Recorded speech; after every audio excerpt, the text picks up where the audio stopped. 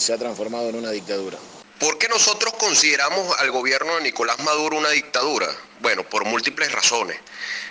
Primero que todo, las dictaduras son gobiernos que ejerce el dictador o una sola persona que concentra el poder. En este caso es Nicolás Maduro. Todos los poderes públicos, bien sea poder judicial, poder electoral, poder moral, poder ejecutivo, está incluso dentro del Poder Ejecutivo la subordinación de las Fuerzas Armadas, inclusive que en nuestra Constitución establece que tienen que ser grupos apolíticos y siempre a la prestancia de la nación. Bueno, de manera reiterada se ha visto que la Fuerza Armada manifiesta ser una institución chavista, revolucionaria, antiimperialista, todos estos términos que utiliza el partido de gobierno y que por supuesto no está permitido por nuestra Constitución. Eso se rechaza. Bien, fíjate lo siguiente, el poder electoral, que es debería ser un poder independiente, por ejemplo, ha actuado apegado a lo que le dicta el Ejecutivo Nacional o bien sea el gobierno de Nicolás Maduro. Te pongo un ejemplo muy sencillo. Para el año 2016, diciembre del 2016, debería haberse realizado las elecciones a gobernadores, tal y como lo establece la Constitución de Venezuela, que son cada 4 años. Para esa fecha vencía. Y el CNE nunca se pronunció, siempre alargó. De hecho, estamos a esta altura, a esta fecha, ya prácticamente finalizando 2017, y todavía no se han realizado las elecciones a gobernadores. De hecho, hay una convocatoria que hace el CNE, mas sin embargo nosotros los partidos políticos desconocemos el cronograma electoral. No existe un cronograma electoral, entonces no hay ni siquiera reglas claras que nos permitan a nosotros decir, mira, hay certidumbre de ir a este proceso electoral.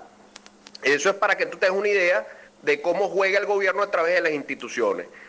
Te demuestro otra opción, o dentro del mismo poder electoral. El año pasado, el pueblo venezolano comenzó un proceso de recoger firmas para solicitar un referéndum revocatorio, que lo establece nuestra Constitución, y poder revocar al gobernante a la mitad del periodo constitucional, el momento de que se cumple la mitad del periodo constitucional.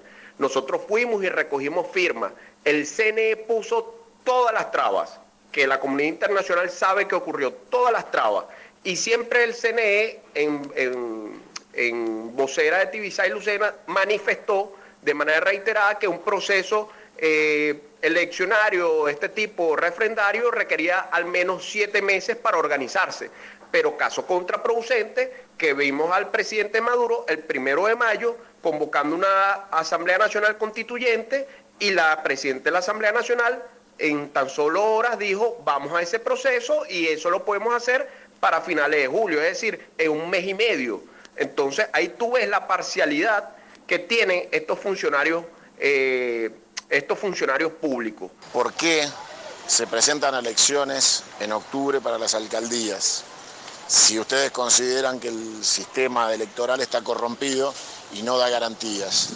Preguntarle por qué, si la oposición le ganó 2 elecciones al gobierno, eligen el camino de la violencia, de la resistencia violenta, en vez de continuar por la vía electoral que finalmente les dio resultado porque les dio la Asamblea Nacional. El tema de participar o no participar está tan vinculado a las experiencias que nosotros tuvimos en el año 2005 con las elecciones parlamentarias, en la que una parte de la oposición, si se puede decir la mayoría, decidió no participar.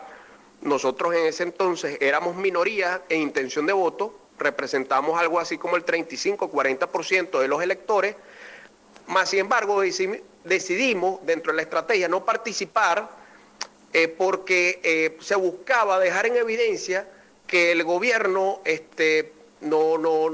primero que no daba las condiciones adecuadas para nosotros poder participar de manera transparente, y dejar en evidencia que bueno, que el gobierno estaba haciendo prácticas fraudulentas, pues.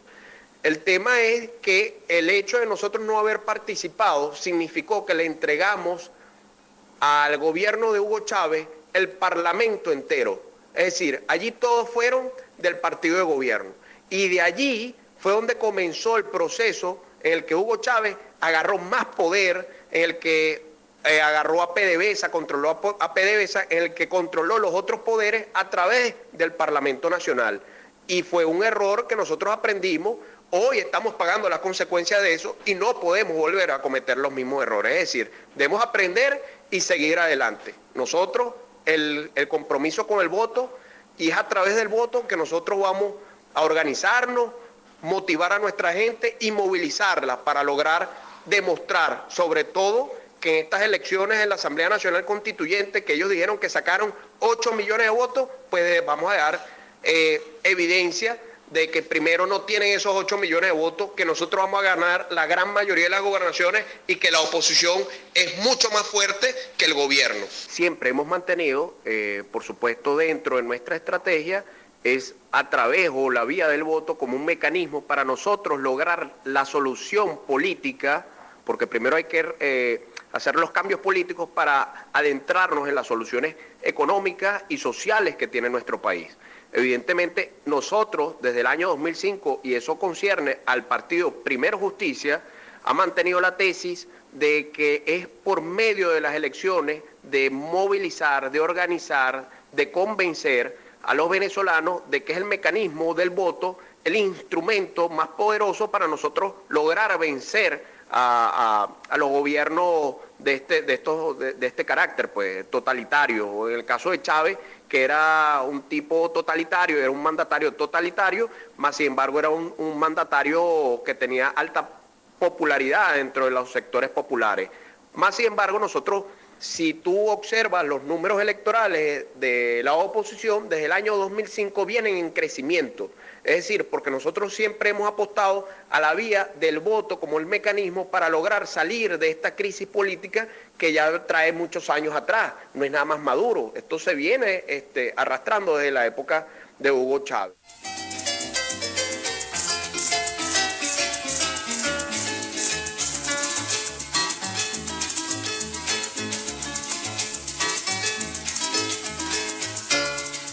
Esa es la vivienda de un ciudadano venezolano que reja por medio ingresa al 4F.